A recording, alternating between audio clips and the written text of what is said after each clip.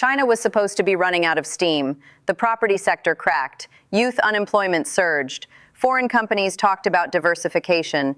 Headlines kept asking whether China's miracle was over. And then Chinese consumers spent more than $900 billion on domestic tourism in 2024. That's the contradiction. A country supposedly entering economic decline is quietly producing the largest expansion of middle-class consumers in human history. Not tens of millions of people, hundreds of millions. The numbers are so large that they stop feeling real. If just 100 million Chinese households decide they want better coffee, that's an entire new market larger than the population of most developed countries. If another 50 million families decide they want international vacations, electric vehicles, better healthcare, or premium products, entire industries have to reorganize around that demand. This isn't a normal demographic story. It's an event that happens perhaps once every century.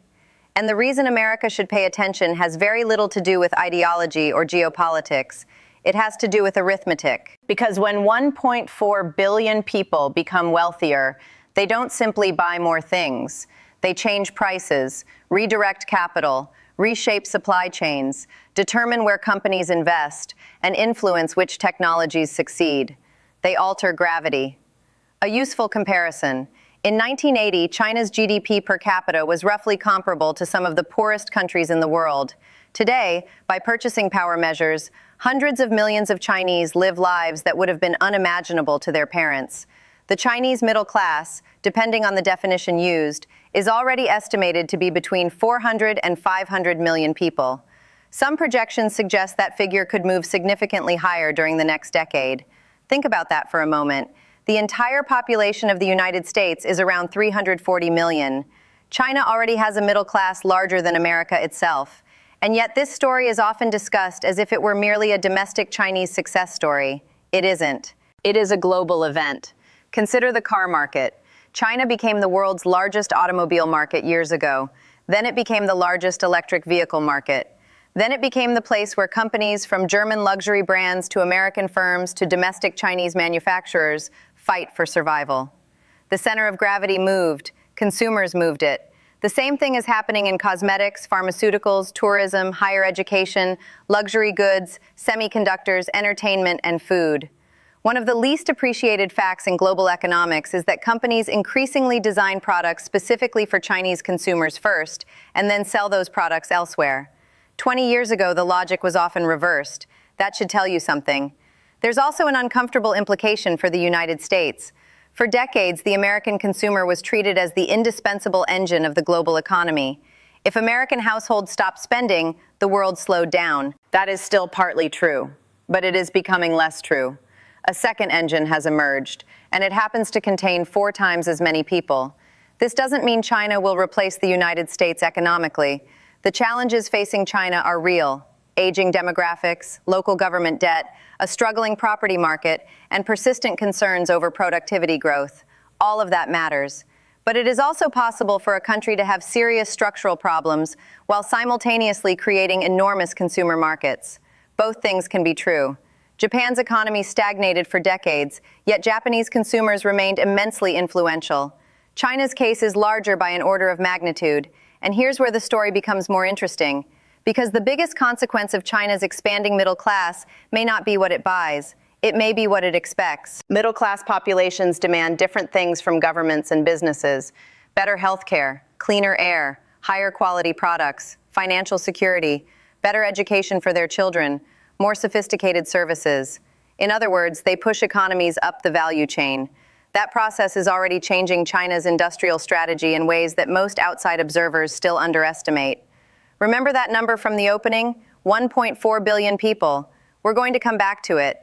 Because once you stop thinking of China as a factory and start thinking of it as a consumer civilization with a population 4 times larger than the United States, a lot of assumptions about the next 20 years suddenly stop making sense. In 2001, when China joined the World Trade Organization, the dominant assumption in the West was straightforward: China would become the world's factory. America and Europe would remain the world's consumers. That arrangement generated enormous wealth. Chinese workers produced goods at extraordinary scale. Western consumers bought them. Companies captured the profits. Investors loved the efficiency. But there was a hidden timer inside that model.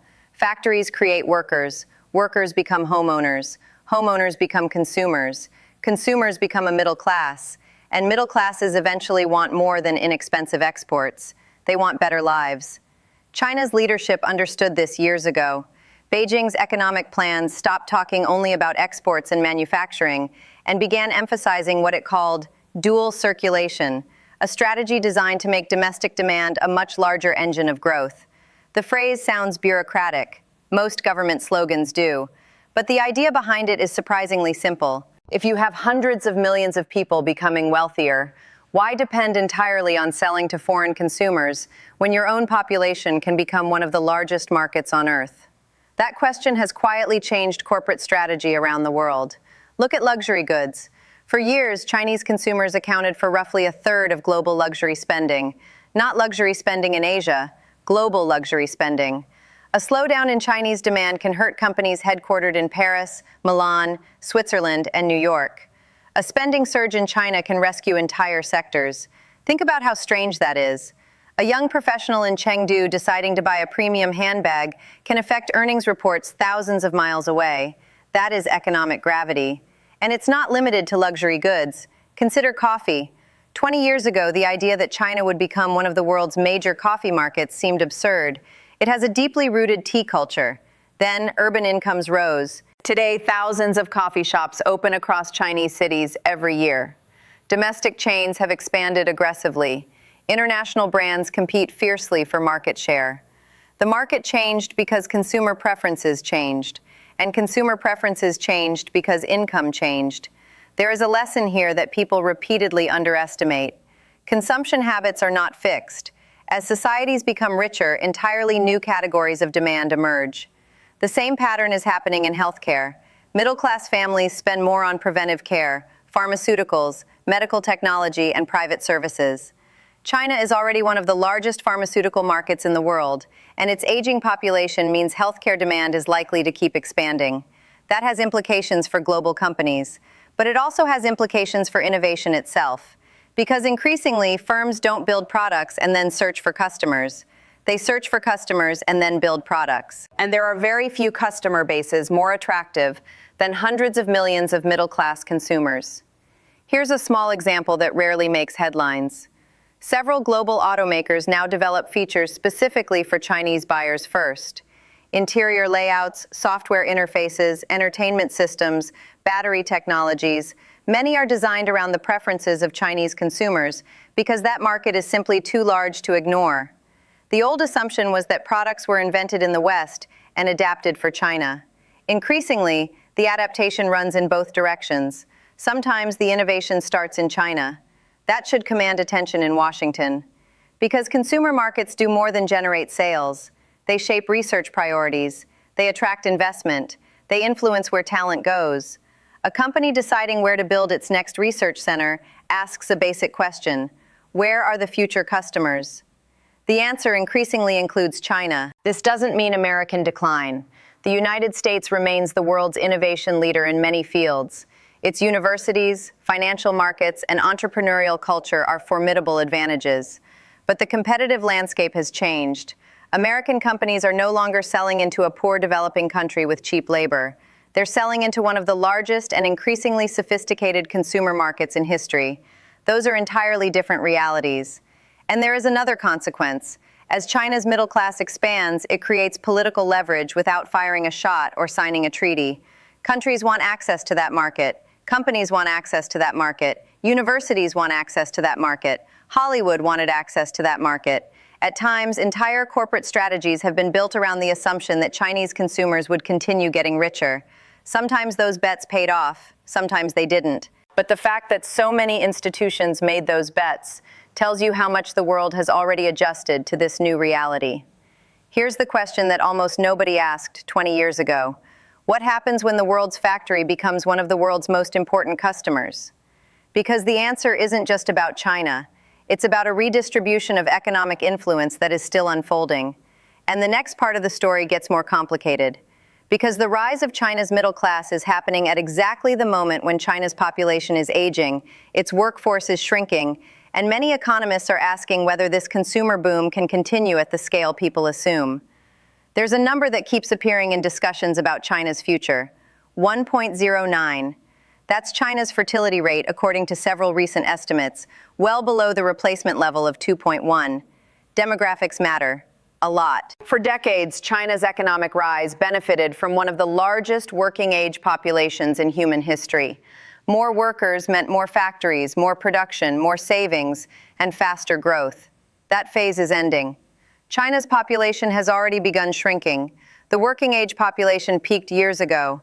By the middle of this century, the country will have hundreds of millions more retirees and significantly fewer workers supporting them. On paper, that's a problem, a serious one, which is why many economists argue that China may become old before it becomes truly rich. It's a reasonable argument. An aging society spends differently. Older populations often save more, consume less aggressively, and place greater demands on healthcare and pensions. Economic growth tends to slow. We've seen versions of this story before. Japan, Italy, South Korea is heading in the same direction. So perhaps the entire middle-class story is overhyped. Perhaps China had its great consumer boom, and the best years are already behind it. I understand that argument, I just don't think the math fully supports it. Because demographics are only half the equation. The other half is income. Remember, China's per capita income still sits far below the United States and several advanced economies.